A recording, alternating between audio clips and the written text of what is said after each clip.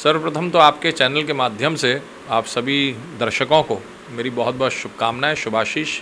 बाबा मनकामेश्वर नाथ जी आप सभी के ऊपर कृपा बनाए रखें।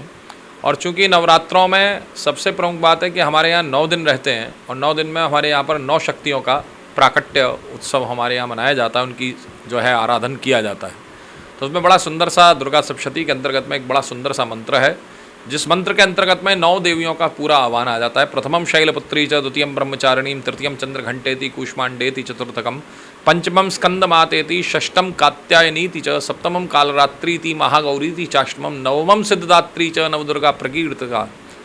तो ये यहाँ तक की सारी व्यवस्था है और ये साधकों के लिए बहुत ही उपयुक्त समय होता है। जब साधक लोग होते हैं, जो साधक लोग अपनी साधनाएं करते हैं, उनके लिए बहुत ही उपयुक्त समय रहता है। इस समय पर ये मान करके चलिए कि उनकी साधना अगर कहीं परिपूर्ण हो जाए तो माँ भगवती जो वो चाहते हैं वो उनको प्राप्त होता है। इस समय पर बहुत सारे लोग, बहुत सारे साधक अपनी साधनाओं को भी करते हैं। और सबसे प्रमुख बात है कि हम और आप लोग भी गृहस्थ जीवन में हैं, तो गृहस्थ जीवन में जो लोग गृहस्थ जीवन में हैं वह लोग अपने घरों में माता के स्वरूप को स्थापित करते हैं और स्थापित करके वहाँ पर जौ बोई जाती है। अमूमन करके क्या विधि विधान में यही है, सामान्य तौर पर जैसे आप लोगों के घरों में अगर पूजा अर्चन वगैरह होता हो, वेल एंड गुड है। नहीं हो पाता है तो आप लोग एक कार्य करिए कि अगर आपके घर में कोई प्रतिमा है माँ की, अष्टभुजाधारी माँ भगवती, जगत जननी जगदम्बा जगदम्बिका माँ भगवती की, तो आप उनका रोजाना नियमित रूप से पंचामृत स्नान कराइए, दूध दही घी बूरा शहद से स्नान कराइए, वस्त्र धारण कराइए, इत्र का मर्दन करिए, लेपन करिए। उसके तत्पश्चात वहाँ पर व्यवस्था करिए। अगर नहीं है तो आपको स्थापित करने की भी आवश्यकता नहीं। हमारे यहाँ पर बड़ा सुंदर सा एक भाव रहता है कि इन 9 दिनों में हमारे यहाँ एक जौ बोई जाती है। आप मिट्टी लेकर के आइए और मिट्टी को ला करके आप उसमें जौ भिगो दीजिए, उसमें जौ डाल दीजिए और जौ को जो है बोई जाती है। तो वो जो जौ स्वरूप में जो निकलती है वह भी हमारे यहाँ शक्ति का स्वरूप रहती है और अंत में भी उस जौ को फेंका नहीं जाता है। मैं आज आप लोगों को एक चीज़ और स्पष्ट करूं कि वो अंकुरित जौ होती है, वो अंकुरित अनाज होता है, तो उसकी चटनी बनाई जाती है और उसकी चटनी बना करके उसमें सेंधा नमक इत्यादि मिला करके बच्चों को चटाया जाता है, जिससे कि उनकी स्मृति, मेधा, बुद्धि उनकी जागृत हो। ये प्रावधान रहता है। आजकल तो मैं देख रहा हूँ बड़े बड़े पंडाल सज रहे हैं, बड़े बड़े पंडालों में जो है देवी माँ आ रही हैं और देवी माँ की स्थिति ये है कि इतना अनादर होता है उन पंडालों में, और उसके बाद में वो पंडालों में अनादर हो तो हो, उसके तत्पश्चात जब विसर्जन की बारी आती है तो विसर्जन के समय पर मैं देखता हूं कि किस तरीके का अनादर उन देव प्रतिमाओं के साथ में किया जाता है।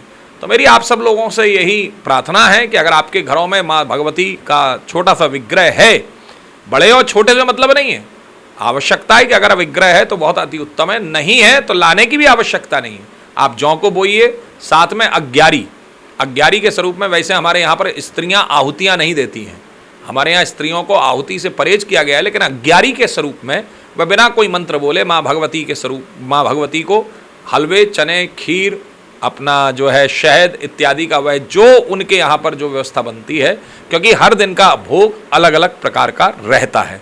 तो जो आप लोग ये, लेकिन ये चीज़ें साधकों के लिए हैं। अमूमन तौर पर हलवे चने का भोग बनता है या जो है छोटा छोटा जो कुछ भी पूड़ी सब्जी इत्यादि बनती है, वह सब माँ भगवती को, जगत जननी जगदम्बा जगत भवानी माँ को अर्पित कर दी जाती है। तो अग्यारी के स्वरूप में स्त्रियां आहुतियां दे सकती हैं। थोड़ा सा नियम संयम में यही है भैया, ज़्यादा तो मैं नहीं बताऊंगा क्योंकि प्रावधान बहुत लंबा हो जाता है। तो नियम संयम में यही है कि आप लोग क्रोध ना करें, क्रोध से बचिए, गुस्से से बचिए, निंदा से बचिए, किसी को गाली देने से बचिए, लड़ाई झगड़े से बचिए, बुरा बोलने से बचिए, बुरा देखने से बचिए, बुरा सुनने से बचिए, और हो सके तो मोबाइल पर फिर थोड़ा सा समय निकाल करके माँ भगवती का जो बीज मंत्र है एम रीम क्लीम चामुंडाई विच्चे, आप उसका जाप भी कर सकते हैं। उसके लिए कोई ऐसा प्रावधान नहीं है कि भाई आपको कहीं कोई व्यवस्था इधर उधर करनी पड़े। तो आप ये वो मंत्र हैं जो हर साधक कर सकता है। और नहीं है, अगर आप लोग के पास में समय नहीं है, किसी सुयोग्य आचार्य को बुलाइए, उनसे दुर्गा सप्तशती का पाठ करवाइए नियम पूर्वक। और फिर आपके यहाँ पर जो तिथि पूजती है, जैसे किसी के यहाँ पर सप्तमी पूजती है, किसी के यहाँ पर अष्टमी पुजती है, किसी के यहाँ पर नवमी पुजती है, तो जो तिथियाँ पूजती हैं उन्हीं के अनुरूप आप अपनी व्यवस्था कीजिए। एक चीज़ और मैं अंत में कहना चाहूँगा कि केवल 9 ही दिन लड़कियों का ध्यान मत रखिए भैया। आप और हम लोगों ने एक विचारधारा सी बना ली है कि 9 दिन तो हम लड़कियों का बड़ा, अरे साहब देवी है, कन्या देवी है, कन्या देवी है, कन्या स्वरूप है माँ भगवती का। ये 9 ही दिन मत करिए। बल्कि प्रयास करिए 365 दिन आप इसको कर सकें। पहला सूत्र। दूसरा सूत्र है कि अपने घर के लड़के को अपने घर की लड़की का सम्मान करना सिखाइए।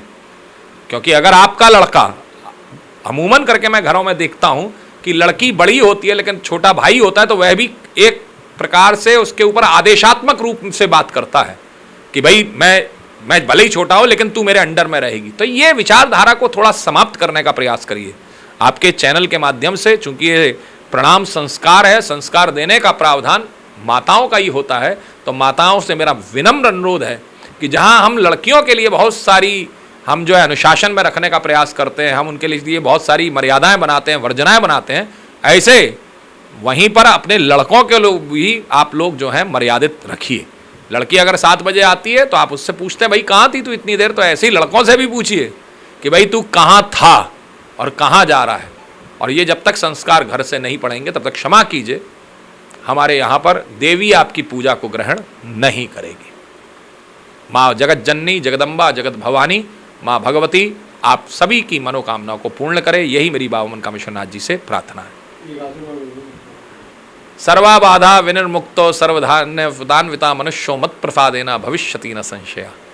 यही है कि सभी बाधाओं को दूर करके माँ भगवती आपके घर में धन धान्य की समृद्धि करे और माँ भगवती का आशीर्वाद आप सभी के ऊपर बना रहे।